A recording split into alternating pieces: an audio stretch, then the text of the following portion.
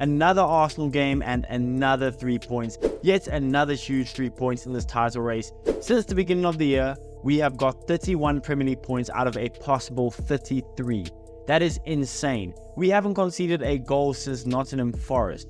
We are absolutely on fire, and Brighton, to be fair, they played a good game. They were a good team, they competed well, they pressed really high, they made it hard for us at times, but in the second half especially, we were just too much for them. The moment we went 2-0 up, we played a professional game, we sat back in a deep block and made it very difficult for them. We even counter-attacked and got a third goal for Leandro Trossard. I mean, it was pretty much a perfect evening. Saka came off around the 60th minute, so he got some rest ahead of Bayern Munich. And in the preview, as you guys can tell, I was so nervous for Bayern Munich. I was saying, I am nervous, we need to rest players. And in the starting 11, it was a little bit weird. We kind of went with our strongest starting 11.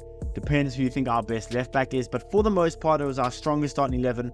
And we got to rest a lot of players. Odegaard came off early. Saka came off early. Zinchenko came off early. We played a really good game against a really good team. Again, Brighton were pretty decent. Now listen, Brighton were injury riddled.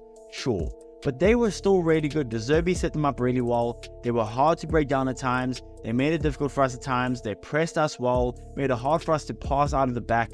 But we are so good. We are in such good form right now. Jorginho had an outstanding game in helping relieve the pressure because Brighton's pressure was relentless at times. But guess what? We won the game 3-0. Now, was it as comfortable as a 3-0? Pretty much, especially in the second half. Now, in the first half, Brighton did have their moments. But towards the end of the first half, they started to fade away. And in the second half, they didn't really ever pick it back up. They just kind of looked flat. And it was because of us. The reason Brighton looked so flat was because of us. Again, Brighton's press was good, but we were so good outside of that. Now, at times, I did start thinking, should we maybe not have a high press? Should we maybe not press Brighton so highly? Because at times, Brighton were passing way through us. But guess what? This is why I'm not a manager. Because we stuck through it, and we actually ended up winning pretty comfortably. 3-0 winners, and now we have Bayern on Tuesday. Overall, very happy with the performance. David Raya had a really good save from an Enciso shot, but outside of that, didn't really have to do much. Goalkeeping wise, he really had to just focus on his passing. Saliba, Gabriel manhandled Danny Welbeck and Ansu Fati. I mean, just a perfect defensive display as usual. The only thing that was worrying me defensively was Zinchenko. Now, I like Zinchenko. I thought he had a pretty okay performance. It was probably one of the weaker performances defensively anyway in the team. He struggled against Adingra. Now, Adingra is a really good winger, good dribbling ability, good shooting ability, so I get that. But at times, I was starting to think, oh, maybe we should have started Kiwior or Tomiyasu because defensively, Zinchenko looked worrying. But outside of that, we were pretty perfect. Gabby Jesus at the left wing position, I'm starting to really like him in that position. Now, he is a better striker than a left winger. But as a left winger, he's not a bad option. I think Gabby Jesus is a left winger you use mainly when maybe Zinchenko is playing as a left back. Purely because Gabby Jesus is a hard working left winger. He makes it very difficult for teams to pin us back, and he makes it very difficult for wingers to have a one-on-one with Zinchenko. Gabby Jesus as a left winger, I like it a lot. Havertz, again, outside of scoring a goal, really good goal. Not really from him, he just did a tap-in, but outside of scoring yet another goal for Arsenal, Havertz's work rate is unprecedented at this point. Watch him, he is so spectacular. He works so hard. He's not the cleanest guy. He doesn't have the most flair, the most quality about him, but he is such a hard worker. When he needs to, he can put it on. He can get some good one-touch play going. But he is such a hard worker.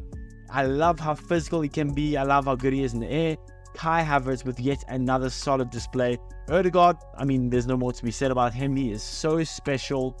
Even in games like today where he wasn't necessarily having the most progressive passes and the most quality, he still played really well. Again, pressing really well. I can't believe I saw a couple of tweets, by the way, saying that that wasn't a penalty. Tariq Lamptey never fouled Gabby Jesus. Yeah, right. I'm not even going to talk about that. That is a clear penalty. Moving on to the next one. Saka, again, had kind of another flat performance. He had some good moments in behind Estupiñán, but kind of another flat performance. Now, he did score a goal. He is coming off an injury, so I'm taking that all into account. Saka hopefully will be fit and back to the Saka of old, the Saka we know and love. Hopefully he'll be back to that Saka on Tuesday. But I can't believe it. I was sitting in the preview talking to you guys saying I'm really worried about this Bayern game. I hope we can rest some players because I don't think we'll be able to. Brighton are going to be a hard team to beat. Now, to be fair, again, Brighton were pretty tough. We just made them look easier than they are. But we actually did get to rest players despite starting pretty much our strongest team. Look, all in all, I am so chuffed with the performance. Again, really happy. Declan Rice, I don't know if I mentioned him yet, but absolutely outstanding performance from him.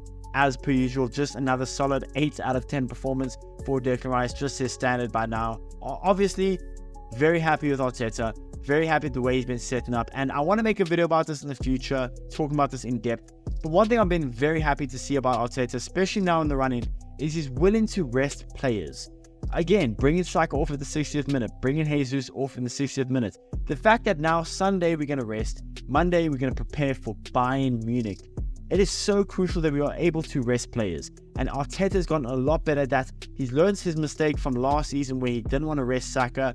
And we kind of saw the toll take on the team and we get more injuries.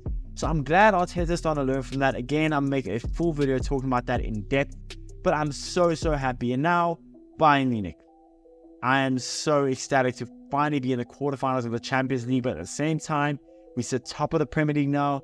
I don't think I've ever said this before, but I want Man United to go beat Liverpool. Please go beat Liverpool. Even a draw would be fine.